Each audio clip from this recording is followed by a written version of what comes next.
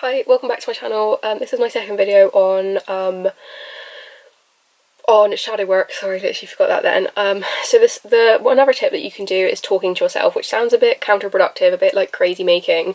And I have noticed that I've done this a lot in the past in my head. Like if I'm doing something, I think it comes from therapy and it helps me be more aware of my thoughts. And I thought I didn't really judge it, to be fair. I do a little bit, just because of the stereotype of like the first sign of crazy is talking to yourself. I don't talk out loud, but often I can, in my head, if I'm doing something, I'm like, okay, I wouldn't do it just for this, but if I'm really got a lot of plates spinning, I'd just be like, okay, okay, peanut butter, like, like, you know what I mean, like, and it just sort of like helps me think and process what I'm thinking, and I do think this can be helpful in thinking about what you're actually processing and doing, like what those things are that you're actually experiencing, and helping you like actually, yeah, process it basically.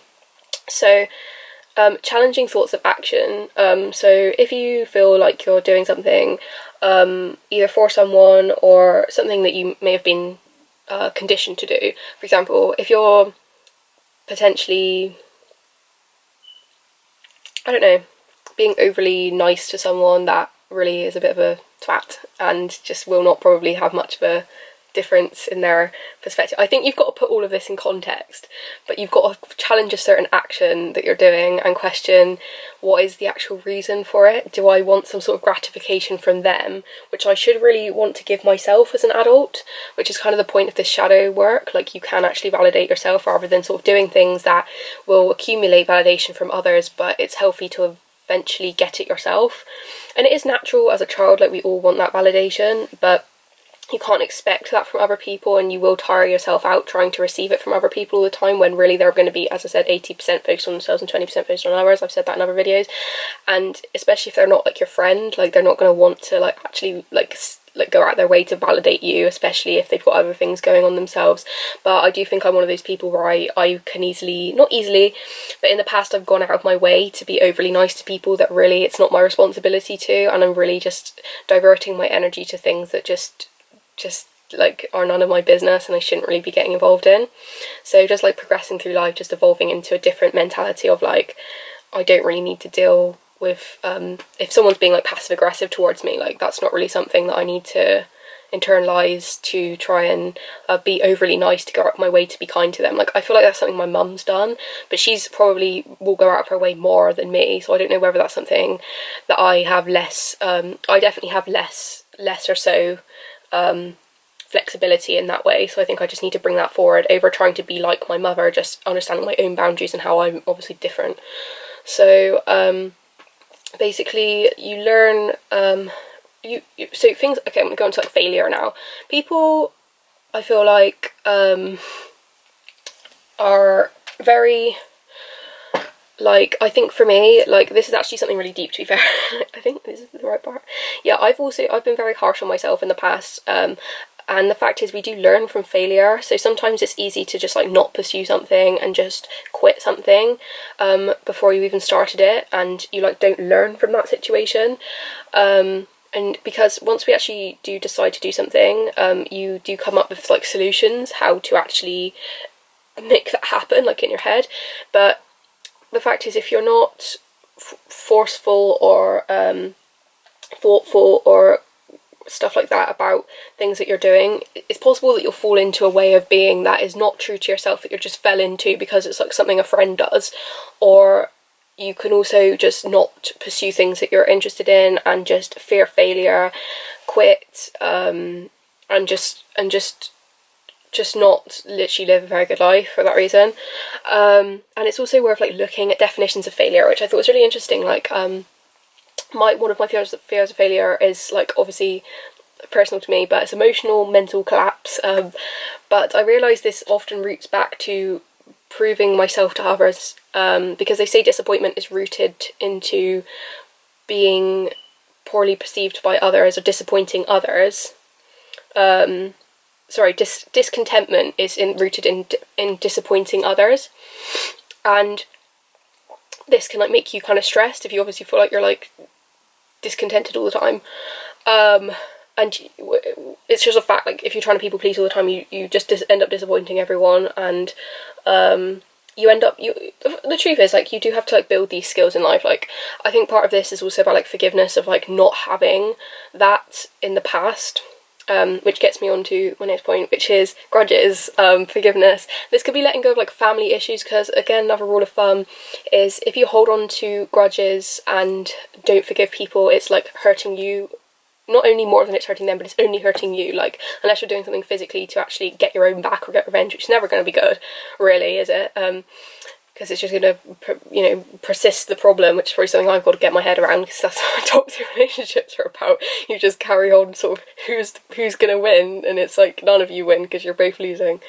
So, yeah, letting go of, like, family issues. So things like rejection, especially for me, with, like, slight BPD traits recognised, not basically can go straight to my ego. If I feel like I'm getting rejected by someone, sometimes things don't work out, especially in, like, relationships and stuff, and you just can, even, like, friends, I've noticed I do this, like, they might literally just be getting on with their own lives, but I feel this need to, like, either cling on to them so they won't reject me, or, and it's always been a bit of an issue for me, to be honest, always been an issue. It's gotten better, I would say, and it probably has more room for better, but I think just, it's like a rejection thing. I do think everyone has this to an extent, where if you feel rejected, or, like, some people, if you feel rejected, for me it goes straight to my ego, and it's like, you start, like, just thinking, you take it as, like, an insult, and I've said this for people that have narcissism, not that we don't all have narcissism, but it's like, if you've got a level of narcissism, like, you might take it as an attack in order to protect yourself and your ego,